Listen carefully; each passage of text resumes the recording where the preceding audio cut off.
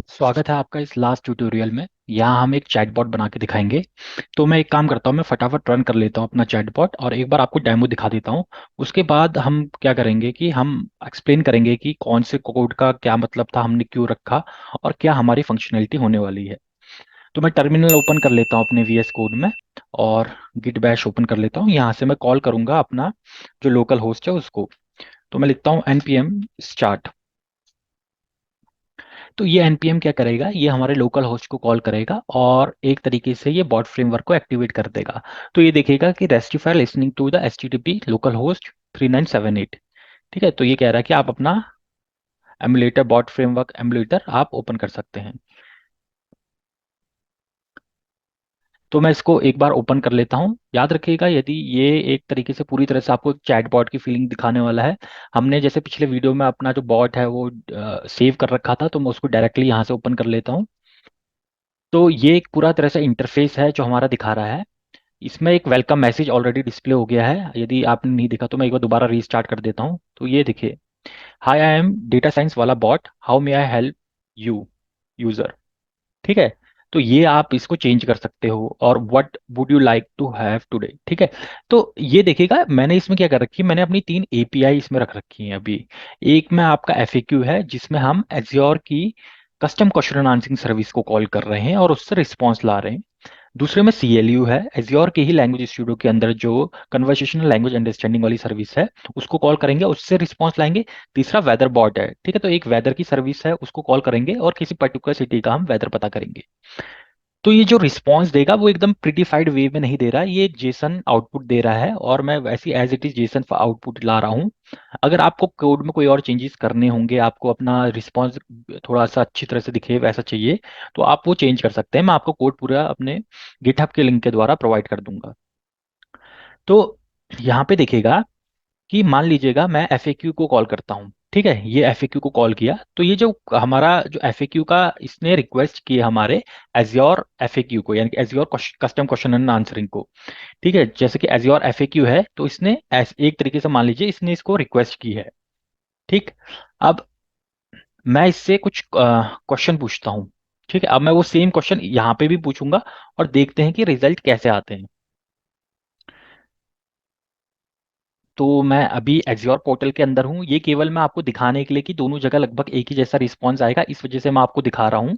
वरना कोई फर्क नहीं पड़ता, आप यहाँ से कॉल करो या वहां से कॉल करो। तो यहाँ आप देख सकते हैं, यहाँ पे टाइप अ मैसेज। तो मान लीजिएगा यूजर ये चीज, मान लीजिएगा what is recommender system, user ये सर्च करता है। तो मैं कॉपी करता हूँ इसी को और इसको पेस्ट करता हूँ। ठीक, तो इसने हमें एक आंसर दिया। ठीक, अब मैं ये सेम क्वेश्चन मैं पूछता हूं अपने लोकल में। ठीक है, सेम क्वेश्चन मैं अपने लोकल में पूछता हूं।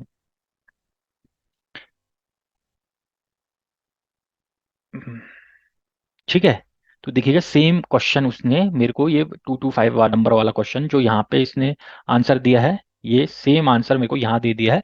यहाँ पे जो एज्योर के अंदर थोड़ा सा आपको ना ब्यूटीफाइड लग रही होंगी चीजें, क्योंकि मैंने अभी इसको ब्यूटीफाई किया नहीं है तो इस वजह से ये ऐसा नहीं दिख रहा। लेकिन बाकी सारी डिटेल्स आपको एग्जैक्टली सेम डिट्टो वही मिल रही हैं। इसके अलावा आप ये भी देख सकते हैं इसका कॉन्फिडेंस स्कोर कितना है, मेटा डेटा कौन कौन से हैं, ये सारी चीजें कौन से हैं। तो यहाँ आपने देखा कि मैं एफएक्यू को कॉल कर पाया और एफएक्यू सर्विस के अंदर से एपीआई को ट्रिगर कर पाया।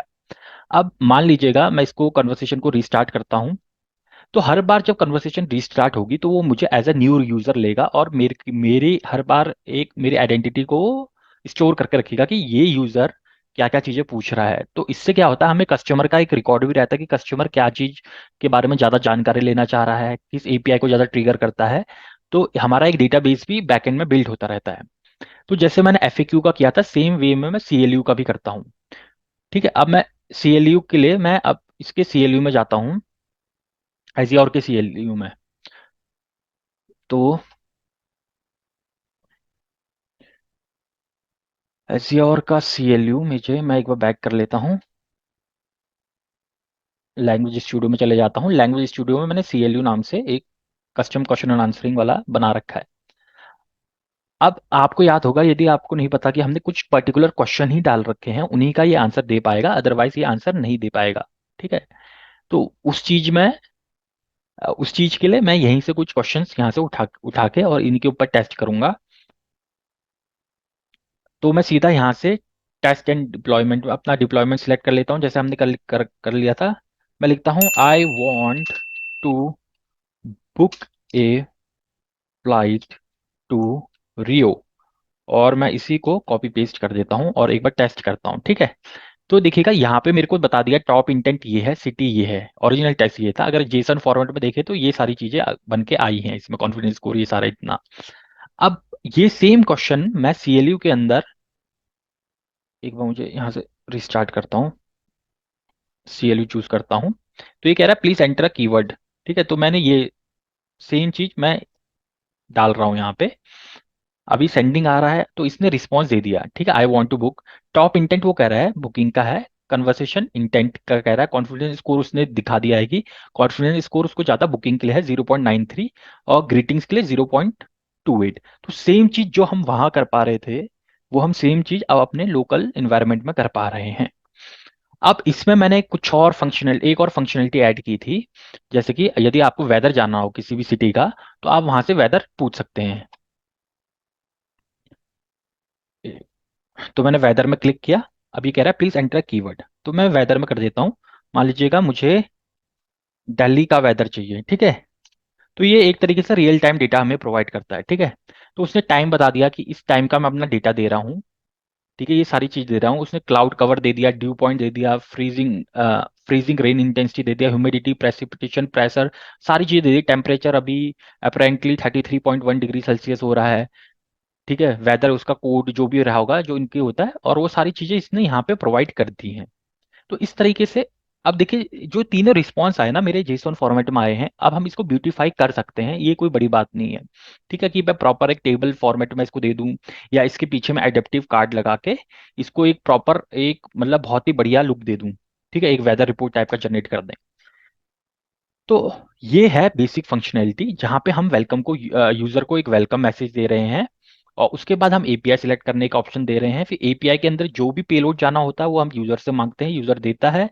तो उसके बाद एक फॉलो एक्शन आता है कि ये इन्फॉर्मेशन आपके लिए हेल्पफुल है या नहीं है, क्योंकि चैटबॉट हमेशा ना फीडबैक लेता है यूजर से, तभी तो हमें पता चलेगा हमारा चैटबॉट अच्छा है या बुरा है। तो मैं सोचता हूँ यार इस बार मैं क्या कर देता हूँ, यस कर देता हूँ, चलो मैंने कहा ठीक है। तो वो कह रहा है उसने अपने ये रिस्पॉन्स उसने स्टोर कर लिया कि इसको, इस बंदे को, इस यूजर आईडी को ये रिस्पॉन्स अच्छा लगा है, और उसने एक मैसेज ड्रॉप कर दिया। ये कह रहा है कि इसके आगे भी आप कुछ करना चाह रहे हो, तो मान लीजिएगा मेरे को अब चैटबॉट का इतना ही यूज करना है, तो मैं कर दूंगा डन फॉर नाउ। तो यहाँ पे हमारी थैंक यू चैट एंडेड करके आ गया और चैट खत्म हो गई। लेट्स सपोज कि मैं वेदर यूज कर रहा हूँ और मैं यहाँ पे हल्द्वानी का वेदर पता करता हूँ, ठीक। तो उसने मेरे को दे दिया, देखिए पूरा पूरा दे रहा है, हल्द्वानी, नैनीताल डिस्ट्रिक्ट, उत्तराखंड, सारी चीजें दे रहा है वो, लाइट लॉन्ग तक देता है वो। तो इस एपीआई से, ये एपीआई भी काफी अच्छी है। तो अब इस बार मैं क्या कह देता हूँ, वॉज दिस इंफॉर्मेशन हेल्पफुल, तो मैं कह देता हूँ नहीं यार ये इन्फॉर्मेशन हेल्पफुल नहीं थी। तो अब क्या कर रहा हूँ, मैं चाह रहा हूँ ना कि ये जो मेरा चैटबॉट है अब ये चीजें संभाल नहीं पा रहा है, तो एक लाइव एजेंट के साथ इसकी चैट को ट्रांसफर कर दे कि एक लाइव आदमी बैठा होगा, वो क्वेरी अच्छी तरह से समझ लेगा और उसका निवारण कर पाएगा। तो अभी मैंने इसकी एपीआई नहीं बनाई है कि कैसे हम लाइव एजेंट को ट्रांसफर कर सकते हैं, इसकी एपीआई मैंने अभी यहाँ के लिए नहीं बनाई है, क्योंकि यार वो हमें कोई पर्टिकुलर बंदा बैठाना पड़ेगा और ये सारी चीजें बहुत लंबा प्रोसेस होता है। एज अ कंपनी आपके पास बंदे बैठे होते हैं, वहां पे आप अपनी सेल्स फोर्स की एपीआई के थ्रू आप ये सारी चीजें कर सकते हैं, या फिर जो भी आप यूज कर रहे होंगे उसके थ्रू। लेकिन ये भी पॉसिबल है कि आपका जो चैट होगा वो ट्रांसफर हो जाएगा किसी एजेंट को, ठीक है। तो अगर मैं ट्रांसफर टू द एजेंट करता हूं, तो वो कह देगा कि chat is being transfer to the agent, तो यहीं पे ये कन्वर्सेशन एक तरीके से खत्म होगी हमारे लिए, और ये चैट चले जाएगी एजेंट को। लेट्स सपोज मैं फिर से वेदर को ले लेता हूं और इसमें डाल देता हूं इंडिया डालते हैं एक बार, ठीक। तो इंडिया का जो ऑन एन एवरेज चल रहा होगा ये वो सारी इंफॉर्मेशन बता रहा है। अब मैं इसमें तीसरा ऑप्शन दिखाना चाहता हूँ कि ये तो सारे हमने डन फॉर नाउ देख लिया, ट्रांसफर टू एजेंट देख लिया। अब मैं सोचता हूँ कि यार मेरे को ना कुछ वेदर यूज नहीं करना था, मेरे को एफएक्यू यूज करना था, ठीक है। तो मेरे को बार बार रीस्टार्ट करना पड़ रहा है, यहाँ से रीस्टार्ट ना करूँ, तो मैं आज का क्वेश्चन को दबा देता हूँ, ठीक है। तो देखो दोबारा से फ्लो ट्रिगर हो गया वहां पे, अब दोबारा से आपको वही सेम चीज लूप में चल रही है। तो ये कंप्लीट चैटबॉट का एक्सपीरियंस है जो आपको मिलेगा। तो यदि आपको यहाँ तक की वीडियो पसंद आई है तो लाइक शेयर एंड सब्सक्राइब जरूर कीजिएगा। अब चलते हैं और समझाता हूँ मैं आपको कोड।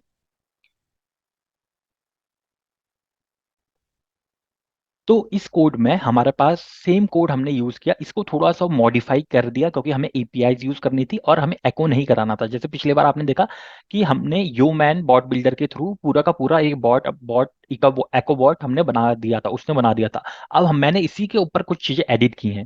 देखिए मेन मेन एडिटिंग क्या किया है मैंने, जो बॉट डॉट जेएस फाइल थी उसको अपना नाम दे दिया DSW बॉट डॉट जेएस। और इसके रिलेटेड जो भी निमोनिक्स थे, ठीक है, जो भी नाम थे बॉट, जहाँ पे भी बॉट लिखा था तो उसको मैंने ये चेंज कर दिया। उसी तरह से मैंने इंडेक्स में भी किया। अब देखिएगा दो मेन फाइल हैं। जैसे कि पहला क्या है कि हमारी जो इंडेक्स फाइल है इसमें हम क्या कर रहे हैं, सबसे पहले हम डॉट नेट पैकेज का यूज कर रहे हैं, ठीक। क्योंकि डॉट नेट में यदि हम अभी देखिएगा कि मैंने जो अपने एपीआईज वगैरह रखी है ना वो अभी ओपन में रखी हैं। ऐसा कुछ नहीं कि मैंने एपीआई मतलब मैं एक्सपोज कर रहा हूँ। लेकिन आप जब किसी कंपनी के लिए, या फिर आपकी नॉर्मल धारणा भी ऐसी होनी चाहिए कि आपको हमेशा अपने जो सीक्रेट्स होते हैं, कीज और सीक्रेट, उसको सेव करना है।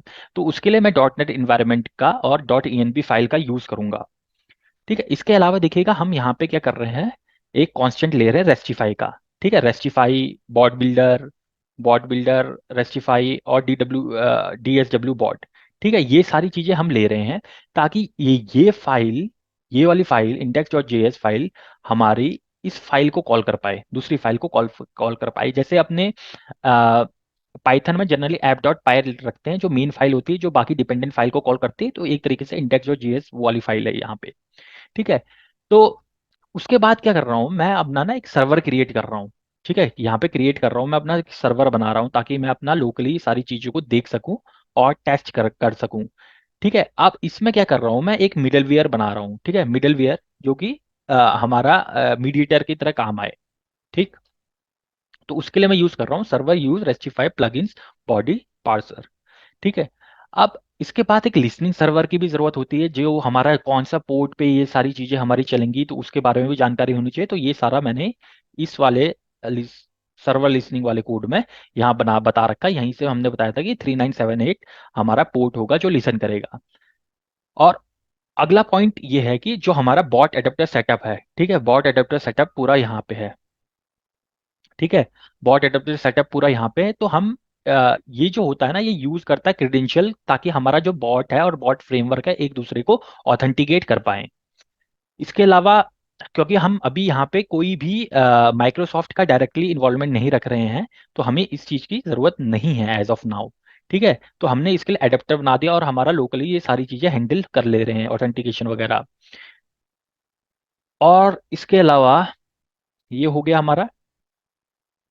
हाँ, इसके अलावा हमने फिर लास्ट में हम क्या कर रहे हैं कि हम अपना जो भी बॉट है उसको इनिशियलाइज कर रहे हैं और जो भी बॉट के ना एरर मैसेज आते हैं उसको यहाँ पे फिक्स कर रहे हैं।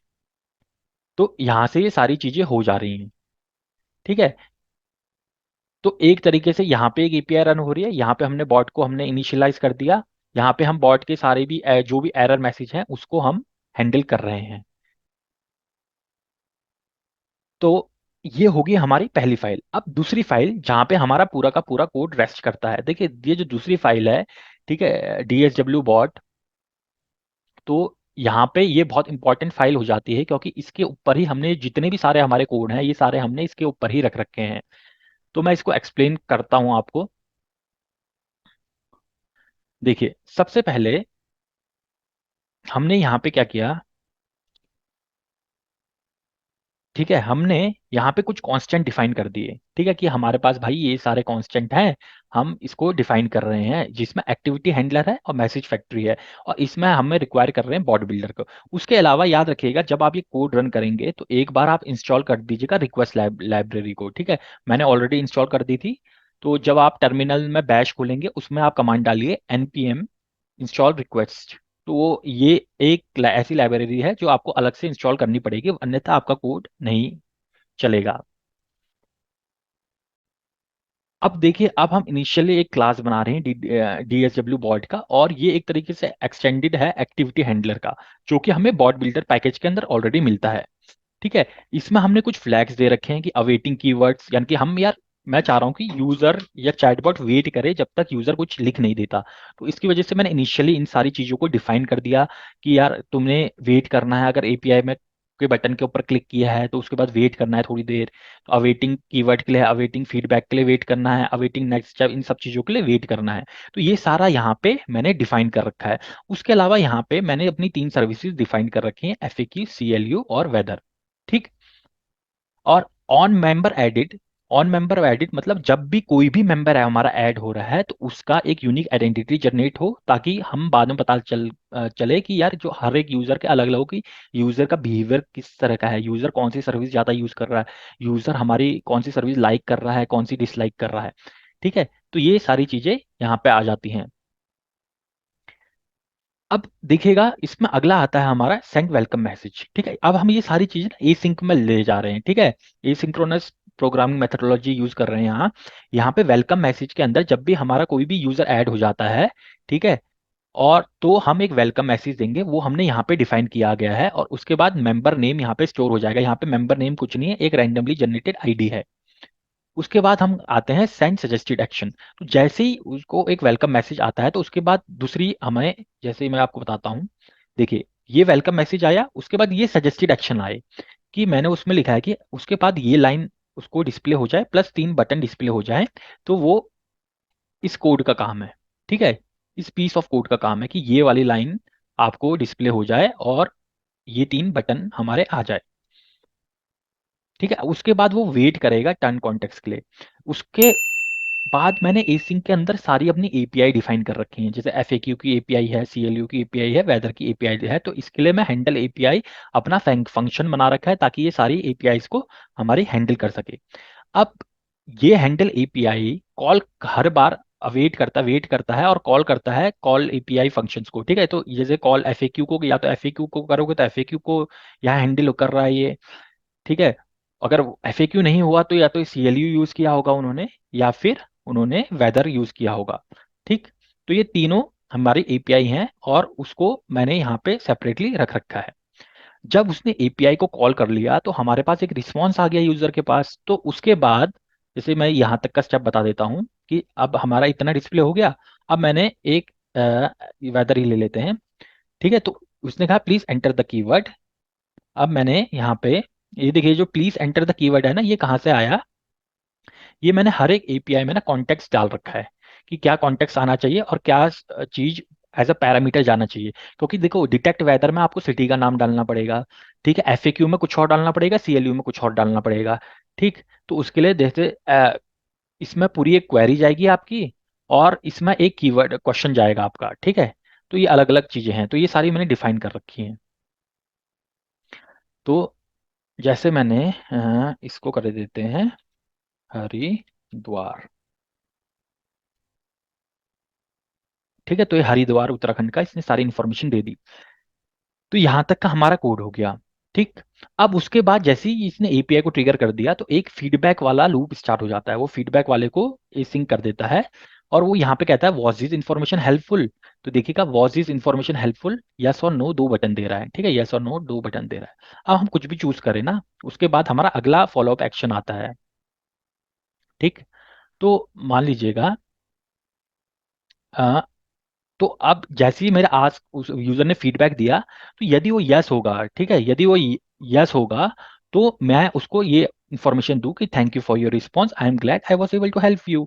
यदि वो नो होता है तो would you like certain other things, और उसके बाद मैं कुछ और सजेस्टेड एक्शन दे दूंगा उसको। तो ये सारी चीजें हमारे यहाँ पे डिफाइंड हैं। तो ये इस तरीके से मैंने हर एक स्टेप को अपना कोड किया है। नॉर्मल आप नोड जेएस में कोड कर रखा है। आप इसके नोड जेएस के अलावा सी का भी यूज कर सकते हैं, आप पाइथन का भी यूज कर सकते हैं। आप जिसमें आप कंफर्टेबल हैं आप उसको यूज कर सकते हैं।